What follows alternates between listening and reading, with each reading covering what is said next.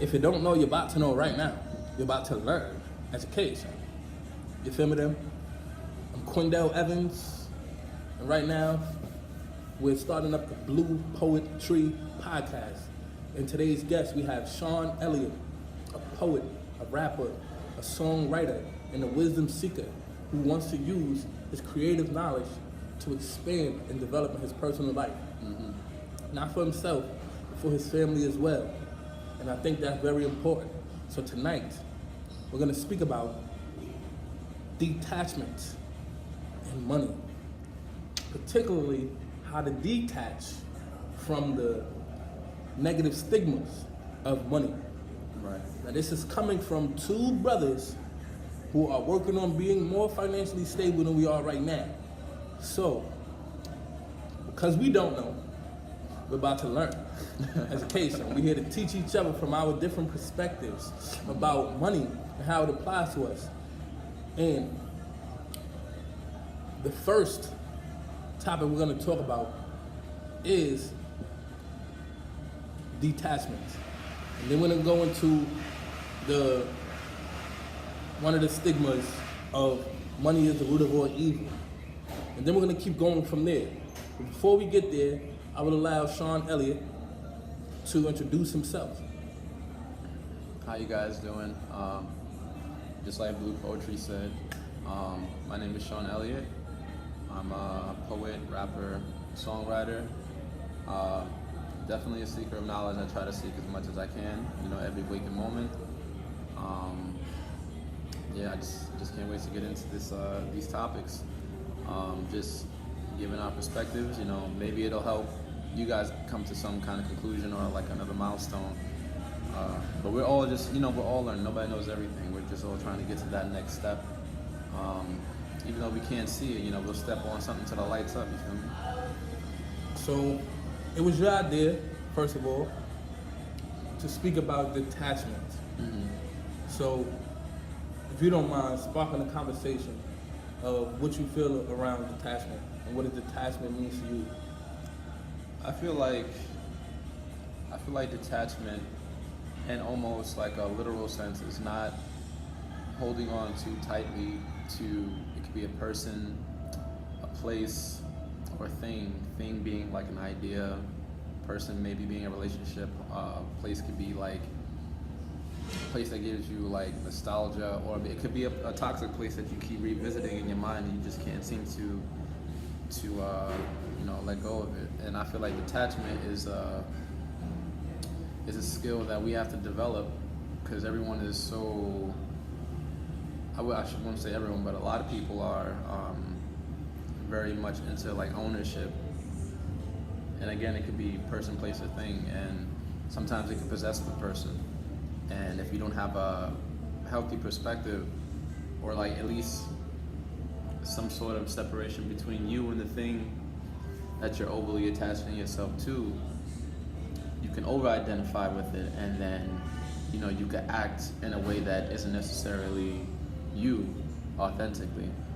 So you just don't want to lose yourself in that being over-attached. So detachment is really just separating yourself from those things, having a healthy perspective on it, and just being more grounded and well-rounded in your perspective, as you're navigating through your day-to-day, trying to get what you need to get done. Right. So you mentioned that if we don't detach ourselves from certain ideas or ideologies or things in our lives, that we can over-identify with this.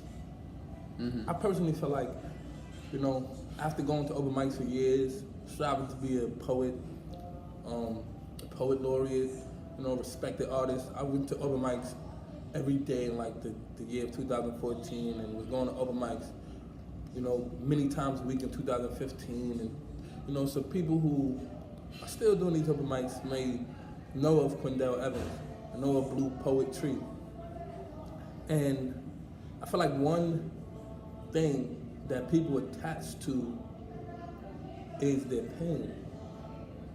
And I think there's two ways to look at it. I don't think it's a bad thing.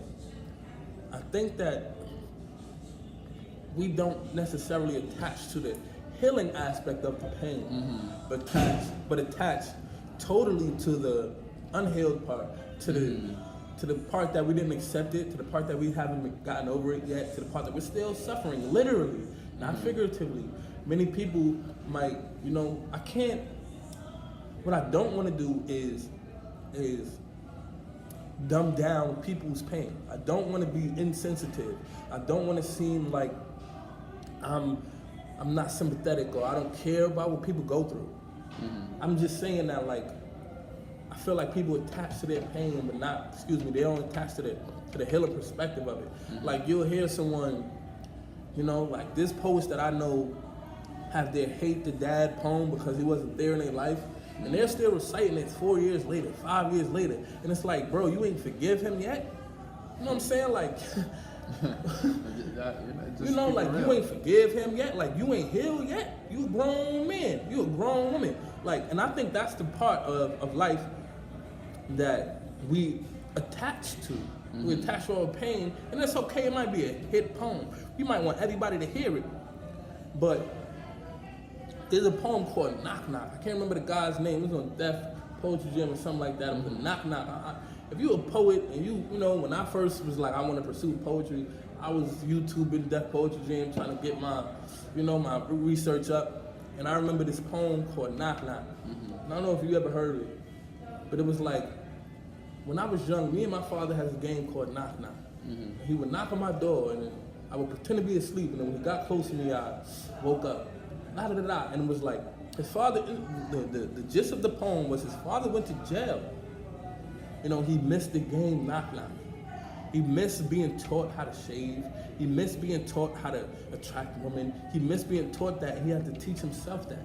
But the theme of the poem was forgiving his dad. And if we listen to this poem right now, I'll let people hear this poem and they cry. This poem is very touching, but it comes from a healing place. And these are the poems I love. It's like, we're not attached to the pain. Like, he clearly was hurt. The guy who wrote the poem Knock Knock. But he learned to forgive. Right. He didn't like call his dad a jailbird. You ain't teach me nothing. Right. Like, I hate you for not being here for me. Mommy had to do it on her own, and dude bullied me. You wasn't there to protect me, and I don't like you. And when you come out of jail, don't talk to me. It's like, whatever. You cheated on mom, and you're just a player. Don't talk to me. And it's like, right. The healing, I feel like, is forgiving, and that's just one aspect. There are people who's been touched, abused, orphans, don't know their parents. There are people who suffer from so many things, and I'm not being insensitive to any one of their pains, but we identify with it, right? And we don't detach ourselves from it. When we don't attach ourselves from it, we don't become attached, or we don't become one with the healing of it. Right. And I feel like that holds us back. That's one aspect of detachment that we need to focus on. Detaching on one side of the spectrum. It's okay to express, and I think that's very good. I think one part of getting through pain is not being open and not being afraid to share it. If your father wasn't there, if your father wasn't around, if father cheated, you're not afraid to share it. And I think that's a very big part. Yeah. But the next step is learning to forgive. Right. So, like, that's one thing. We didn't get to money yet. Yeah. But just pain, like, especially family trauma and past trauma and childhood issues. So what's your thought on that? Wow. Because I grew up in a home. My mother was the parent. Father was going around. He got the same amount of kids as my mother from different women. Oh wow, yeah. No, I come from a similar background. Like, my mom, she was a single mother of 9 kids. I was the second oldest of 9. My dad wasn't there when I was born, but he would come around like periodically being like every couple years or so, and he'll tell me that I'm the man of the house. But it's like, and then he'll leave. So it's like those 20, 30 minutes, however long conversations, I had to like sponge in all that just to like make some kind of like archetype of what a man's supposed to be. And then it's like, it was difficult, but I definitely like, but the thing about me, which I wasn't like that quintessential kid who was like mad that his dad wasn't there. not saying like I was beyond my years, but I had like a certain level of compassion that I could kind of understand like that things happen. And it's like the fact that he's even making an effort to pull up is like that's enough, you know, given what had happened prior. And so I never identified with that angry like kid, but that's just one aspect. There's a lot of shit that, you know, I'm still detaching from. But what you said earlier though about like people over identifying with the pain, and then you said you had knew a poet who had expressed just like pure anger about, you know, his dad not being there. I feel like the detachment is necessary because when you detach yourself, you can see like the healing aspect, and then when you present it in like art, and is like almost like the heartbeat of culture. So when you're expressing it, you're giving people the whole spectrum. You're not just giving them one emotion, and like, you know, it's like you're showing them what happened, and then you're showing them how to get over something. You always want to present like the whole picture. You don't want to give them one side. And if all we're propagating is, and if all we're putting out there is that one side that's negative, then it's just going to perpetuate more over detachment to the pain and bitterness and people being more closed. Not saying that there isn't like, you know, moments where, you know, it's open and then this is healing, but we just have to be more mindful.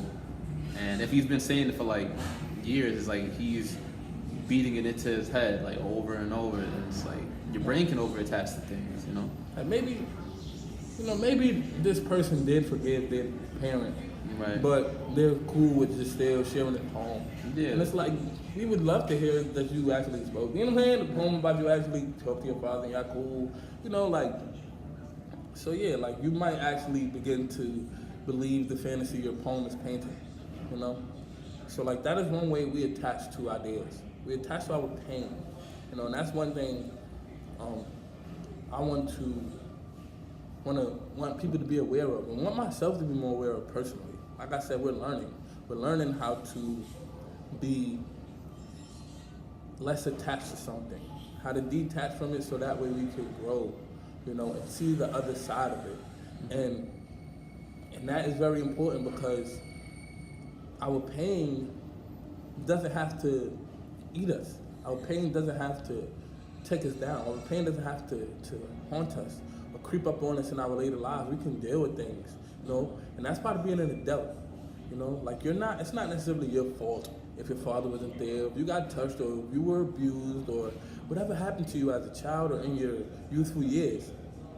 But as an adult, it is your responsibility to deal with it, to reconcile with these things as an adult in order to focus on what you want in life, you know? So that's just detaching from pain. Mm-hmm. Now you ready to talk about money? Oh yeah. Alright, so money. That's money calling? That is though. That is, you feel me? Oh, deadass. Like, that's the perfect time. Yes, because my birthday on Wednesday, so they said I could pick up the check on Monday. Oh, really? So that's just in time. Christmas Eve Monday, Christmas Tuesday, my birthday, the day after Christmas. You know, the first day of Kwanzaa. You feel me? What's that? A Umoja. You feel me? And that's unity. You feel me? So yeah, you know what I'm saying? Money just hit me up. And I need that right there. Because one thing I just did while we on this topic was I just spent about $2,000 on an investment. Mm-hmm. You know about my game Pick Up Poetry? We played it at the cafe before? Yeah, I didn't get a chance to play it, but I was watching the others play. Came in while the game was already on? Yeah, I was impressed. I was like, wow, got a whole like. So, if you remember, it was like the cards were a little small. Yeah. And they were in like this plastic Ziploc. I mean, hey. Yeah, you got to get it how you live. You feel me? So ain't no shame in my game. Right. You feel me? Because I bought 400 of those Mm-hmm. plastic decks, and I sold about 300 for $10 a piece. You feel me? So ain't no aim in my game. I got to get it how I live. Right. But recently, I went on Alibaba.com, found a dude who, you know, everything made in China. Yeah. Found a dude in China who makes cards, decks of cards. Yeah. And I got 1,000 decks for $1,400. Plus $700 shit. Right. But so I paid about $2,100 Mm-hmm. for 1,000 decks, and I just put the money in the other day. So I'm Uh-huh. waiting on the tracking number, and it should be coming within a week or two. So I'm very excited about that. I'm gonna have 1,000 decks, official card decks. Mhm. So I ain't gotta hustle the Little John with the plastic bag I for heard $10. You know, so I'm pretty excited about that. You know, now I can give people official decks. Right, the You package know, game is blowing up. package game And is it's, up. Christmas is like, last minute Christmas gift. I mean, I don't know if I'm gonna have it before Christmas. Oh, I'm not right, shipping right, and all right. that Yeah, over yeah, yeah. around holiday time. True, But true. it ain't bad. Whenever it comes middle Right. of January, it's coming. You feel me? Like, it's coming. Because that's how I told you I want to do a scholarship this year. Right. I plan on going to the school, Mm-hmm. hitting them with a contract, help me sell these decks, every percentage. Y'all get, you know what I'm saying? Right. Y'all get some money and we get it, you know what I'm saying? Like, Right. every sale percentage go to a student out of school. Mm-hmm. So I plan on doing that. Right. You know, because if I got 1,000 decks and I sell them for $14, plastic one is 10. So this one might be a little more, $14. Mm-hmm. That's $14. You feel me? All I want is $1,000 Mm-hmm. to go to the students out of school. So I do the math. You feel me? Right. They take about 10%. That's $1,400 for sure. Mm-hmm. You feel me? And we got $1,000 scholarship to a school plus $400 for a little gathering or something. Right, You know, we right. can bring together and hand in a big giant check. You know what I'm saying? So like, we litty. Right, And I right. want to do that by the end of this year, whether it be this semester of school coming back Right. or the September. You feel me? Mm-hmm. Whatever. I want to give scholarships to some schools. That's So a good look. specifically starting my high school. And that's money. So now we on money, right? And money and detachment from money. One of the ideologies that we have about money, no matter where it comes from, it doesn't matter where it comes from. Money is the root of all evil. Say it with me, big bro. Hold on, like wait for him to chew. Money is the root of all evil. I'm ready. Money is the root of all evil. Do you believe that? No, I don't. But you have at one point, right? Definitely, I believed it at one definitely. point too. But when you grow, the perspective is more like, Especially more like you start to realize that the lack of money is more of the root of evil. It fits that concept because if you see it, people who are their backs against the wall, they have no other options. That's when robbing, looting, all those things stem from a lack of and almost people we have primal instincts where we have to survive. And when those kick in, you don't know what you're capable of doing. When you're primal in a civilized society, then anything can happen. So you need that. You need money. In a system that runs on money, you need money to kind of ground yourself. It's not gonna ground you entirely, but like if you know all your basic needs of survival are met, just like animals. If their needs aren't met, they're gonna bug out or find a way to get it. But how we get it out here is different. So, so you need money. You definitely need that. the lack of money is the root of all evil. The root, not the cause, not the effect, not the cause and the effect of all evil, but the root, meaning the mind state of lacking is the root of all evil. The mind state of not understanding that you are equipped with everything that you need is the root of all evil. The lack of wealth, the lack of prosperity, the lack of abundance is the root of all evil. We're not just talking about dollars, cash, coins, and credit. We're talking about prosperity, abundance, options, feeling like you have the ability to do what you want. That's what that phrase, the lack of, money is the root of all evil, really boils down to. But somehow, over time things change. If you listen to the Three Little Pigs story today, it would be very different from when you were a child. Kids would be like, I learned the 3 little pigs in school, and they're like, but then the pig that one of them had a brick house and a straw house. What happened to the straw house? And like, nah, the pig had a paper house. And it's like, it changes. So like the story, the narrative changes. So somehow right now in this day and age, we're just hearing the money is what all evil. But go back in history, it was the lack. And not just money, it was wealth, prosperity, abundance. These are things, these are things that make you feel equipped. Not just money, but we've taken it and demeaned it and changed the meaning of it. So because in today's society, we believe in cream, cash rules everything around me, and we have detached ourselves.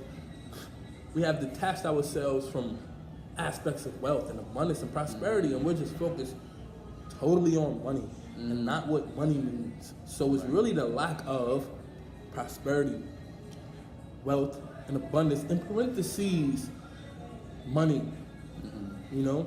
Or the other way around, however you want to phrase it, is the root of all evil. So that doesn't mean if you're rich, you don't do things that are considered evil, because it's the mind state of lack that can still be the root of you doing money laundering, as we hear about most rich people doing. That can still be the root of you, trying to cheat to get more money, trying to get over on certain people to get more money, or to up your account. So the lack of money is the root of all evil. And me personally, I done messed up so many accounts. You know what I'm saying? Like, I go into the bank, they not letting me open up no account. They like, listen, you got this joint at Chase, Bank of America. Me too. You can't open up no account here. I can't go back to Chase. Go to somebody else. Because the lack of money caused me to be like, I'm going to just overdraft this account until I can get some money to survive for the weekend, for the month. And whatever happened to this account happened to this account, but I need to get by right now. That's because the lack of money allowed me to do that, not money. But most people out here scamming with checks, and scamming with credit cards, and scamming with gift cards, and scamming with counterfeit bills and stuff like that, is because of the mind state of the lack. So what we want to do today is discuss how can we build on the idea that there's never a lack. We always have ideas and resources to sustain ourselves. And there's gonna be times where it's very hard, very difficult. But I think the majority of us are making enough, but we're overspending. I think majority of us are making enough, but we don't have money management skills. I think majority of us are making more than enough money, but not investing, not saving. We're not being financially thrifty. We're not disciplining ourselves financially because we haven't learned it, and we're not taking responsibility as adults to study how, read some financial books, listen to financial podcasts. YouTube has everything in the world. If you want to learn how to break into a house, you do it on YouTube. You want to learn how to... Don't do that. If you want to learn how to become financial, there's all these financial gurus who go on YouTube and give you so many tips. Someone will try to sell you, but you don't have to, because all of the stuff that they're selling you, it's somewhere on another page, or another YouTube page. You could just take off binging, power for one night and binge financial success. So I think the information is out there, and our parents haven't taught us it, our environment haven't taught us it, our school, for example, hasn't taught us it, our friends haven't taught us it, and it's not immediately available. Right. So we're not necessarily being financially manageable. We're not managing our finances. I don't think no one is really poor. Right. Especially blacks. Because we have a high buying power. Right. So I think we need to talk about that more. We need to focus on that more, and just stop paying our bills halfway. I'm gonna put 40 on bill to the next week check. Right. And then I'm gonna put the rest on it. So we do things like this because that's what we've been taught. So what are some ways you feel I mentioned podcasts and YouTube and books. What are some ways you think we can become more financially successful, more financially manageable? Do you believe? But that's just me. Do you believe that there are people who are poor and don't have enough? Well, for the first one, as far as like ways to become, more efficient with money, leading to, more prosperity, I think we have to back again, like detach from looking at the lack and attach to the idea that if your brain is functioning, then you have the confidence to, like you said again, like ideas, like don't doubt your ability to learn something new, to implement, study yourself, observe your patterns, like just like a week. Don't judge yourself. Just like go about your normal day. Just like keep a book, write down like what you spend your money on. I know some of the apps now, like you could check like your like you could track like what you've been spending and spending on what, and just look at that and like just look and just like really think like, wow, like do I really need all these things that I'm blowing my money on? And it's like you really just have to sit down with yourself and put in the work. And like Quindell said, it's like you may not have been taught it, from your environment, from your family, schools, or whatever. But now, in this age of information, everything is literally there. Like you can just go on YouTube, like he suggested, and you could type in anything. You can Google or YouTube anything, and something will pop up, and you can definitely like digest that information and put it into action. It's going to be a little difficult at first, but you can definitely do it. And the second question that you said, it was Do you think that there are people who actually pour into having that? it depends on see that question is, At least in America, we don't got to talk oh about. okay, You know what I'm saying? Like, yeah. Cause this is America, with this like Yeah. land of the free and the American dream and stuff like that. You come here, like Right. That's where we're at. I can't talk about it. Yeah. Well, if we're just talking about America, then I would just say like it's all a mindset, because there are so many programs, so many things available to us that you can take advantage of. But if your mind is in a place where it's like, oh, I'm just stuck in this situation, I'm never gonna get up, then you're literally just gonna be paralyzed, and there's so much, and then you're just gonna like, you won't be able to, because you overly identify with there's no way out, you won't be able to discern when there's opportunity in front of your face, and you're gonna be closed off because you feel alone. You feel like you're the only one going through it. So you really have to. It's really, when it comes to, like I said, when it comes to America, there's always a way out, but it's dependent on the person's mentality and how they see it. And that's why, going back to detachment, that's why you have to detach from those ideas that aren't serving you. Because when you can step back and get like a clear picture of everything, you can see which route to take, as opposed to having that tunnel vision on something that's leading you to a dead end, I think we definitely do need to step back and detach. I think also, you keep coming back to detachment, and I like it, because one thing, and you also been on some minds, it's a state of mind thing. I do think it's a mentality thing. Mm-hmm. I think changing your state of mind on money requires you to change your state of mind on other things at the same time. Mm-hmm. And detachment too. One question I want to ask is, do you feel like being attached to or being around our friends and family so much hinders our ability to be financially stable in a way? You was telling me about a situation that happened yesterday with your family. I don't know if you are comfortable sharing it. And I was talking to somebody a few weeks ago, and they were saying like, I always feel like I gotta help out my mother and father, and I always gotta give them money, and my father knows it, and my mother,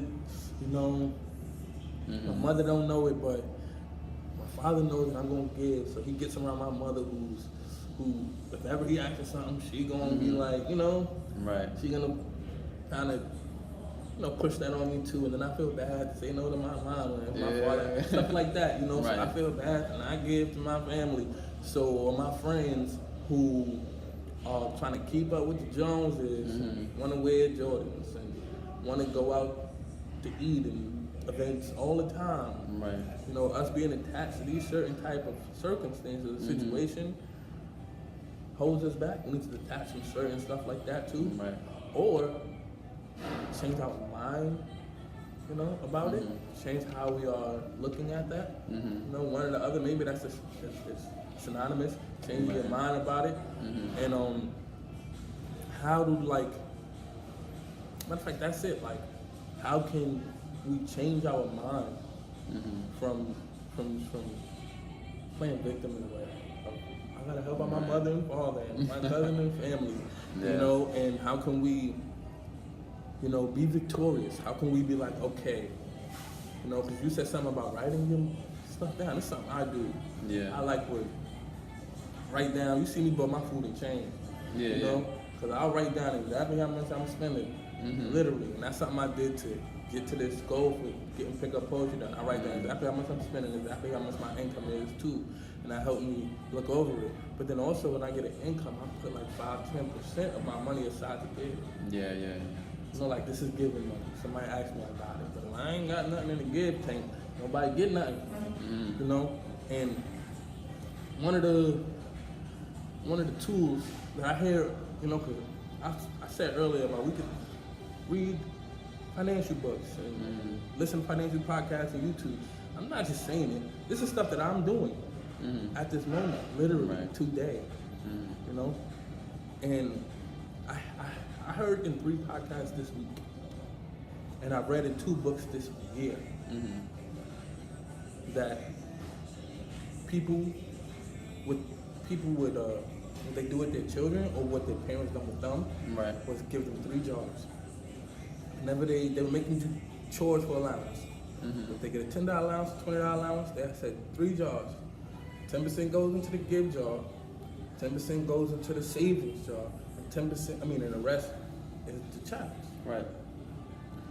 And as far as that goes back, most people saying that the Rockefellers did this. And that's how they taught their children how to gain generational wealth. You know, give your children an allowance to give them something. 3 jobs, 10% give job, 10% savings job, and a 10% spending job.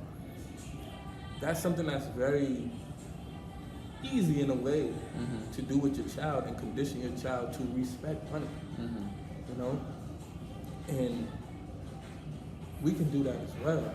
Right. You know, so I feel like that's a tool that we can use to get over the stigma, one, that having a lot of money people stingy don't give. How to give job. You know? Right. You ain't even gonna tell them that. You just have it on in your crib. There's so many people who's rich and they don't share. Like, you know, some people rich and they boast. I gave to this charity. I gave to this charity to kind of get publicity. But there's so many other wealthy people who don't share because they don't want that. They don't want to be the cheesy or I give to charities guy. Just if you believe in me, you believe in me. If you don't, you don't. You know. So like, and some people are just good internally. They don't need recognition. But I feel like that is one tool that we can use, and that takes a mind state. It takes a state of mind that's different from I want to keep up with my friends. If you go keep up with your friend, you got to keep up with that 80% of this allowance. You know, if you want to keep up, if you want to be giving to somebody who is asking, you got to do it from that 80%. You know, when you're an adult, and if you keep doing this, you can learn how to budget more. You will always be saving and giving. You know, so I think personally that's something I want to do with my soon, or don't jinx me, with my children in the future. Don't jinx myself, man. You feel me? But my children in the future, I want to definitely do this. You know, I want to do the 3 jobs, John, and we could definitely teach them how to save, give, and spend. You know, so I think personally, the question was originally, does your friends and family have an impact on your habits, on your spending habits? I definitely believe so, especially if, you know, your friends, you obviously spend a lot of time with your friends, family, especially if you live close by. Your family and friends have an influence over you that even though you're not aware, you allow it. And I feel like to implement ideas like the 3 jars, you have to be honest with yourself. You have to be honest, like, yo, like, if you don't, you gotta be honest, like, if you don't got it, and like, if you can't keep up, don't keep doing those things. Like, you gotta be honest with yourself first, and then you gotta be honest with them. And if they don't understand, then they don't understand. But you gotta put yourself in a position to where, you know, you become conditioned to knowing how to save and invest. You have to be honest with yourself and those people, and give yourself time to learn these new habits. So down the line, you know, you can actually be an example to them, and you probably become more of an influence to them. So then it kind of trickles down to friends and family if they struggle with that same problem.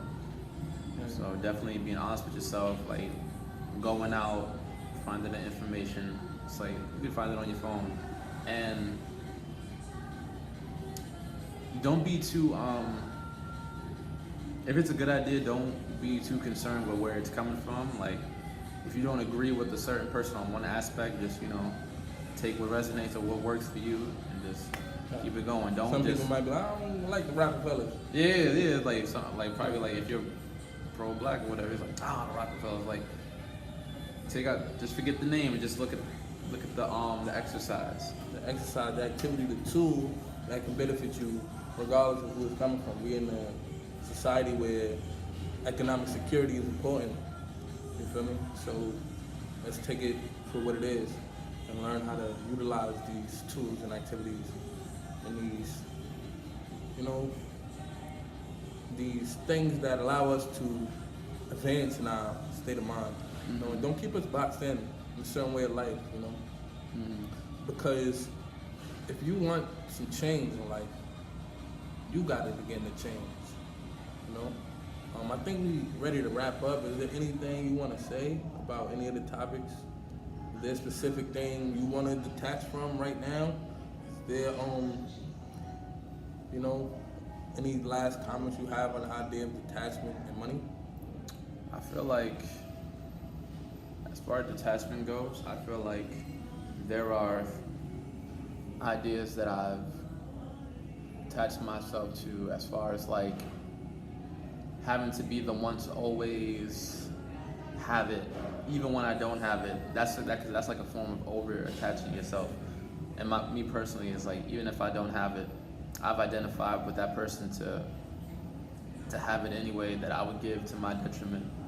And that's something I'm working on detaching myself from. And as far as like money, it's like you really have to decide like what type of a lifestyle you want to live, and in order to, and whatever it is, like you have to know how to handle money, and learning how to handle money may require you letting go of some of ideas you've attached yourself with, you know, prior. And it's going to be a little difficult, but you have to do it for your betterment, especially, and you know, theoretically you only got one life, so you want to live your best one. And a lot of people might disagree, but in a world that operates on money is one of the biggest factors of quality, as apart from health and, you know, relationships. Money is definitely one of those things you need to work on, especially as, you know, especially in the black community, or poor in general, but everyone just needs to know how to handle their money right. Do you have a specific amount of money you one day want to have, or do you have dreams of being very wealthy, or you just, you know, always want to just have enough, or want to get by? Oh no, I definitely want like a couple M's, you know, like if I could get like 100 M's, that'd be really nice. And then you also got to be careful. Because we're also in a society where they say you got to keep getting more. But ultimately, you have to decide for you. This is a personal decision. What's enough for you? because then because the obsession of constantly getting it, you're not paying attention to the other things. Like, if you get married one day, have kids, like you might those 3-4 hours in the office, adding up, that's like 10 years taken away from times you could have been playing catch with your son or whatever. So it's everything got to be balanced. Like, as the more you learn about how to use money, then the world gets bigger. And then it's like, as your world gets bigger, there's more things you got to adjust, just to make it more cohesive. Yeah. That's a couple M's. Have you ever thought about how you want to achieve this accomplishment? Is there a certain business, certain enterprise you want to establish? Or you just like, this is a general thing? I definitely have a lot of rough ideas that I feel like, if executed the right way, it can make me, it can make me a couple of dollars. But like I said, they're all beginning stages, nothing I can really like talk about. But I do pursue music, so that's like, what I would like to do is like, once I like build a certain audience, I want to start monetizing like the audience and like set up little businesses. So if I never like become like, if I never become like one of those big heavy hitters in the music industry, at least I have these businesses that fulfill a need to keep me, to keep the thing going. And yeah. Right now I'm thinking of like thinking bigger and expanding my ideas. I'm thinking like maybe $1,000 scholarship is a little too small. Mm-hmm. Maybe I want to just reach for the $25,000 scholarship fund. Even though it's gonna take more work. Mm-hmm. But I feel like if you fail big, you learn more. Mm. But if I fell like this, it was like, Right. Nah, that's actually good. Like, don't be afraid to fail either. If you fail at something big, the little things are nothing. You could just do those little things and then you can win big. Yeah. So with that being said, one of the things I want to detach from is, as someone who sets goals and always wants to get to my goals, I want to detach from the idea that I have to be the early bird that gets to the worm. I always got to wake up early, that I always have to be the first one up and waking up to get started on things early. I want to detach from that idea because I lose a lot of sleep. I've lost a lot of sleep trying that get up early approach, and my body has beaten me up, and I don't like that.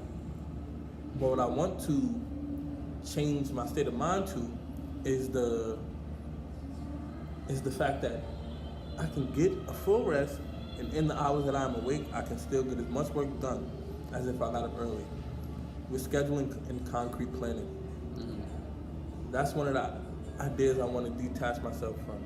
Being the early one. That's great for the people who it works for. But for me, who will go to sleep at 1:32 and wake up at 5, migraines and body breakdowns and and then I gotta take off 3 days and just do nothing and sleep. Because my body is like, bro, we've done enough. So I want to detach from that. And I want to attach to, or I want to learn how to schedule with concrete planning on how to be successful within any amount of hours that I'm awake. You feel me? So my name is Quindell Evans. It's your boy Sean Elliot. I appreciate you for listening to the BluePoetTree podcast. Do you want to tell me your handle, or if you have any events or any SoundCloud or music on iTunes and stuff like that, so they can find you? Yeah, sure. All right. So you guys can follow me on Instagram at Sean X Elliot. That's SeanXElliot. And I got music on all streaming platforms right now. My latest single is Maritime. You can find that, like I said before, on all streaming platforms, Spotify, iTunes, Tidal, however you stream and purchase your music. And my name on that is Sean Elliot, SeanElliot. Yeah, and I'm Quindell Evans, BluePoetTree.com. Blue is the color of dream, poet is the orator inscribed, trees are what keeps us alive. BluePoetTree.com, Blue Poetry on the gram and everywhere else. If you don't know, you're about to know right now. You're about to learn. Education. You feel me then? Let's go.